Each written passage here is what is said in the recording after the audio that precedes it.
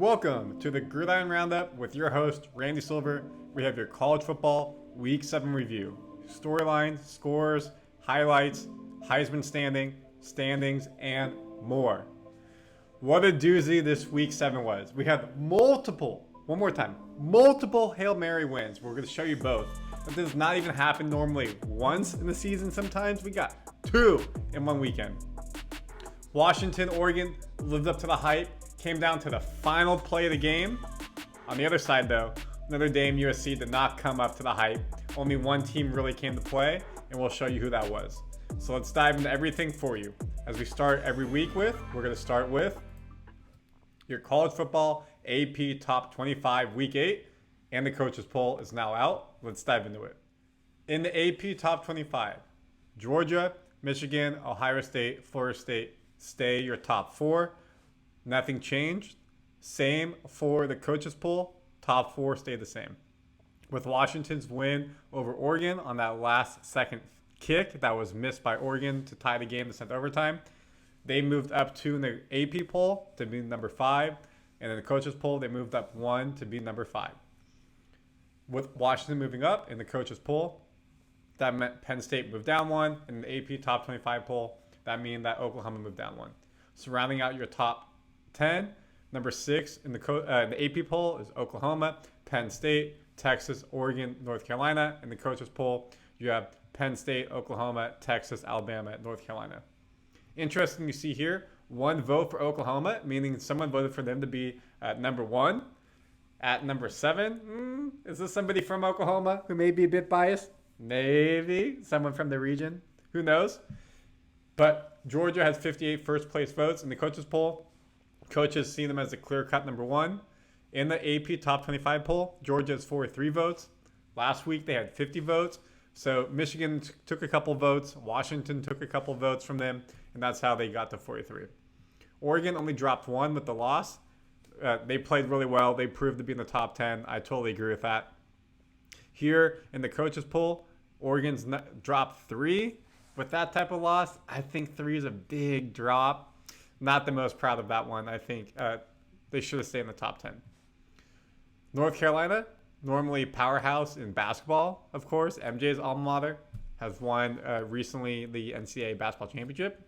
Number 10 in football. You may be surprised by that, but they're playing good. They're ahead of Alabama at AP Top 25. So rounding out the rest of the AP Top 25, you have Oregon State moved up 3. Ole Miss, Utah moved up 2. Notre Dame crushed USC. That moved them up 6. Good for them. They lost Louisville and game. They lost just close to Ohio State. So, they're top 15, and they proved it. They were like 21st in the poll. USC was around top 10, and they were still the favorites as the lower team, and it proved why at home. Duke moved up 1. Tennessee moved up 2. USC moved down 8 from 10 to 18. LSU 3. Missouri moves into the rankings.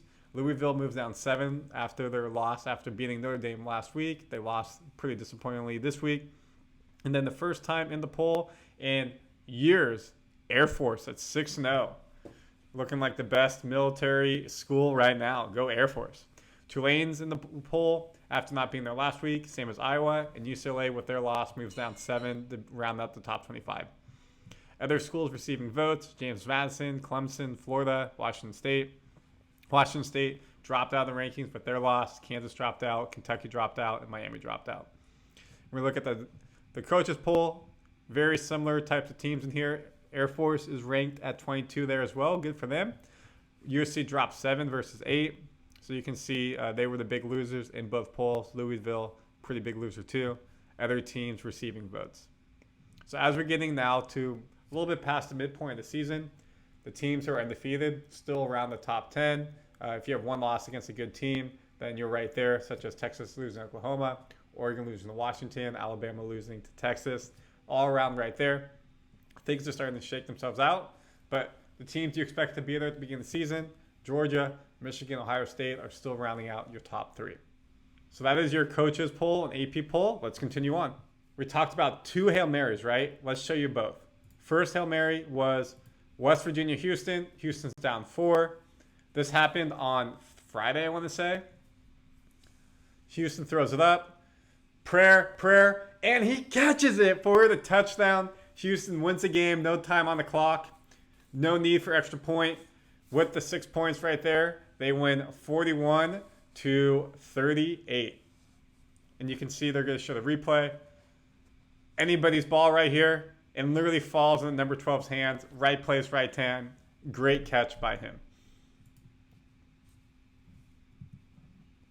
And the other, you may have missed this one because this happened very late at night. Colorado State came back and won an amazing game. When we look at Colorado State here. So they're down 13 with 4 minutes to go. They were down bigger than this. They had just scored, obviously, to do this. Onside kick. Amazing onside kick right there. Boise State player fumbles the bag. Colorado State gets it. Still need to score 13 points to be able to do anything. They go ahead and get a touchdown. Here's their touchdown right here. Point coming up. Boom. And then another onside kick. It's a funny game, isn't it? You can't score a touchdown. Now it comes down to the Hail Mary. They got the ball back. Down shot. 6. Fowler Nicolosi chucking it into the end Can they zone. do it? Everybody Can they do it? is there. Is it And caught? he does. Is it caught? Touchdown. Colorado State wins. Holker, down Holker, putting the team in delirium, the crowd going wild. Game is here in Colorado. Now the question is, can they make the PAT? Because they game winner, and they hit that PAT to win. You look at this percentage-wise. Boise State was close to 100% chance to win, and then that Hail Mary changed it all. Here's one more angle of it for you. Wild. Just congratulations, Colorado State. You know, they lost a nail biter in multiple overtimes to Colorado. They've shown that they don't give up in games, and this was big for them. Big for them. Big program win. The other highlight we have to show you is Notre Dame USC. USC had just scored. So now they're down 11, 9 minutes to go. USC, if they get a stop, can get a touchdown. They're in business. They can try to make a comeback. But no, you will not. Notre Dame takes the kick back for a touchdown, puts them up 20-38 after the PAT, and that is game. Dagger, choke them out. It's over. That kills any hope of USC coming back in this game. Fans going wild, and USC loses their 0 mark on their record to go 6-1 on the season, and Notre Dame moves to 6-2 on the season. And we'll go into this game a little bit. So there are some highlight reel plays just there. Much more highlight reel catches, everything. We don't have time, but those were the 3 biggest plays that we had to show you. Heisman Watch. So who's in the Heisman Watch now? Michael Penix Jr. is clear number 1. It was him. It was Caleb Williams from USC. Williams had 3 interceptions and did not play a good game. Maybe it was his worst game ever as a Trojan QB. Penix Jr. led Washington to a game-winning touchdown that helped him solidify his hopes of becoming the Heisman and becoming the number 1 in the watch by a long shot. Number 2 is Dylan Gabriel from Oklahoma. 3, Jordan Travis from Florida State. 4, Marvin Harrison Jr., wide receiver, Ohio State. 5, LSU, Jaden Daniels. And they don't even have Caleb Williams on here anymore. One bad game should still not have you out of the top 5, but he really, really missed his chance to solidify himself against Notre Dame for back-to-back. And the odds of that happening now are very slim. But congrats to Michael Penix Jr. He's now your clear Heisman front. Your Week 7 passing leaders and overall leaders on other stats as well. Josh Hoover, TCU, in the win against BYU, threw for 439 yards, 4 touchdowns, 2 interceptions. Rushing leader, Ashton Genie, running back from Boise, 212 yards rushing. Only person to hit 200-plus yards rushing this week. Good for him. 3 touchdowns as well. Receiving, Alec Elmanor, and we're going to show something from you in a little bit. Stanford helps them come back and beat Colorado in overtime. 294 yards receiving. He had a 95-yard reception, and most of it was a yak run after catch. He had the game-sealing, basically, catch against Travis Hunter. Highlight reel, caught it over his helmet. Just unreal. Whew, what a play. And actually, we're going to show it to you in a second. Just unbelievable job by him having that many catches. Let's see if we can show it to you right now. Here it is. Stanford's down 7 overtime. Look at this catch right here. You got mossed. He caught it on Travis Hunter's helmet. Hunter had himself a great game. Ellick just one-upped him. He set Stanford record for most receiving yards in a game. Stanford historically a massive, big football team. A lot of amazing wide receivers that come from there. Just unbelievable catch. I'm not sure if they're going to show a highlight. We'll see in a second. But he literally pinned it on his helmet. His teammates can't even believe it. Yeah, so look at this angle right here. No push-up, no nothing. Just, I'm taller. He's like 6'3", 6'4". Travis Hunter's maybe 5'10", 5'11", and was just bigger than him. What a catch. Whew. Now your overall stat leaders. Sanders took the lead for passing at 2,400 yards. Penix Jr. only had 300 yards passing only in the game, 2,301. Defensive leader Jason Henderson with 93 total tackles. Rushing-wise, Vidal, 951. Muhammad with 9.5 sacks. Receiving, Malik Nabir's LSU, 860 yards receiving on the season. And Maxwell Haston, 5 interceptions. Here's your college football scoreboard. Georgia, easy win. I mean, you've already seen this, so we're going to go through this quickly. Michigan, easy win. Ohio State, easy win. Syracuse, lose to Florida State handily, not surprising. Penn State, destroy Massachusetts, blank them out. I mean, you can win easy, as you expect, but to blank them out is impressive. Oregon, lose to Washington, as we talked about. Notre Dame, destroy USC. Alabama beat Arkansas, and this was a very close game. You see Arkansas almost came back. Miami, lose to North Carolina. North Carolina is now ranked 10th, as we talked about. Massive for them. Louisville, lose to Pittsburgh after the big win over Notre Dame. So that's why they dropped so low, and Pittsburgh was unranked. UCLA, lose to Oregon State. Oregon State moved up a couple in the rankings. California, lose to Utah, not unexpected. Duke beat NC State in that RTP, Raleigh Triangle Park area. Sorry, Research Triangle Park. Tennessee, Texas A&M. Tennessee beat A&M. Jimbo Fisher's career at Texas A&M is bye-bye most likely. Would be unless they keep him because the payout's too big. Arizona beat Washington State. Good for them. After they almost beat USC, good for them to bounce back and not throw up a dud. They came out with a vengeance, improved it, beat another school that was ranked. LSU beat Auburn. Kansas lose to Oklahoma State by Kansas from the rankings. And Missouri beats Kentucky. 2-1 SEC, 6-1 the season, moved in the rankings. Here's the rest of the scores from you from the week, so you can take a look if your team is not ranked, where they did and how they did, and just overall other conferences.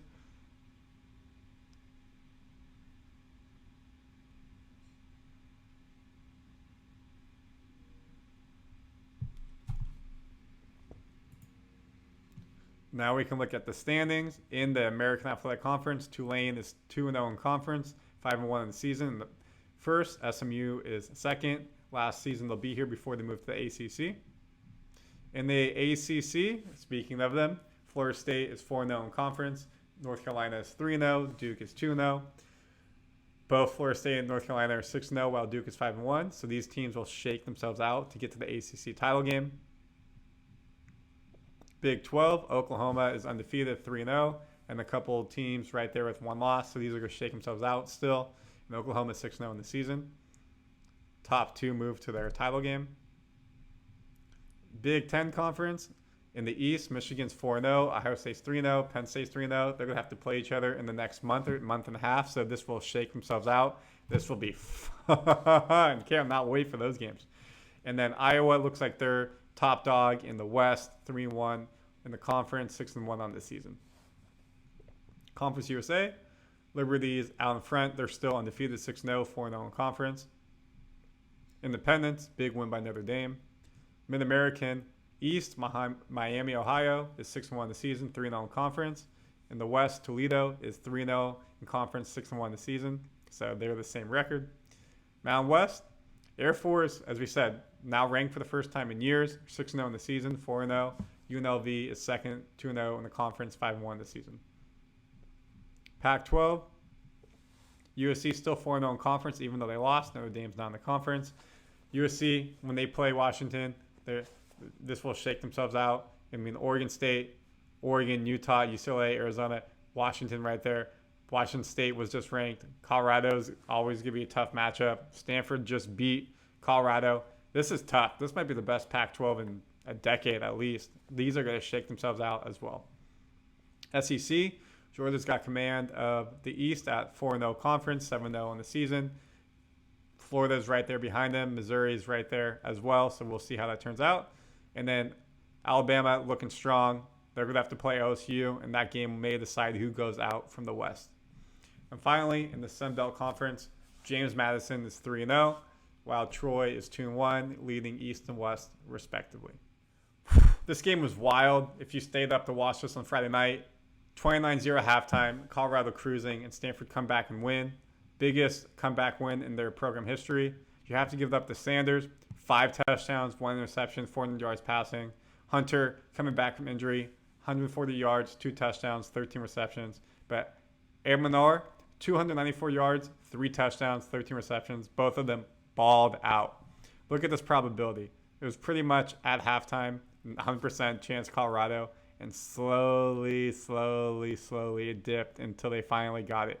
At one point in the game, when Stanford had it tied, they had the percentage win. But other than that, nope. So just massive win in Boulder. We talked about Washington versus Oregon. It came down to the final play of the game.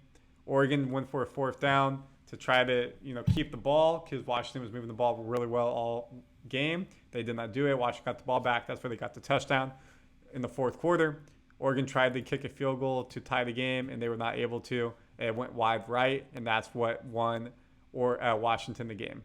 It was a packed house. It was fun. It was game day, all about it. Seattle fans, Washington fans right there were buzzing. As we talked about, USC got rocked. We don't need to dive into this game. I'm a USC fan. Just showing you some quick stats. Caleb Williams, 1 touchdown, 3 interceptions. Miami lose North Carolina. Just showing this because everyone says Hurricanes are back. They're not. Unfortunately, 0-2 in the ACC. Probably not making the ACC title game with that anymore. They were up 17-14 at half and then gave up 21 unanswered points in the third. Tough to come back from that. They almost did, but nope. Louisville, after their big win at Notre Dame, go scoreless in the second half. They were up 21-14 at halftime, and Pitt come and shut them out. Massive win for them. And finally, we talked about Colorado State, Boise. Boise was up 17-0 at half, and then Colorado State come back and win. And just look at this 4th quarter. Field goal, touchdown, and then 3 straight touchdowns for Colorado State, all within a matter of 5 minutes. Just massive game.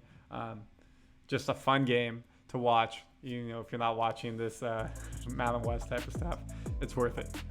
That's your college football Week 7 review. We're getting close to the end of October, meaning we're getting to these meaningful games, interconference games that matter for standings to get yourself to the conference title game, which will propel you to the playoffs or the national championship. Comment your thoughts on Week 7. Did your favorite team win? Did they lose? Were any games that were surprising that you were like, oh my God, this was so much fun? Hail Marys, everything in between. Of course, come back here to the Gridiron Roundup with your host, Randy Silver. We give you these breakdowns every week. Previews come out on Thursday, reviews on Sunday, and so much more around MMA, basketball, European football, and of course, American football. Thank you for watching. Have a great day. We'll see you Thursday for the preview. Randy out.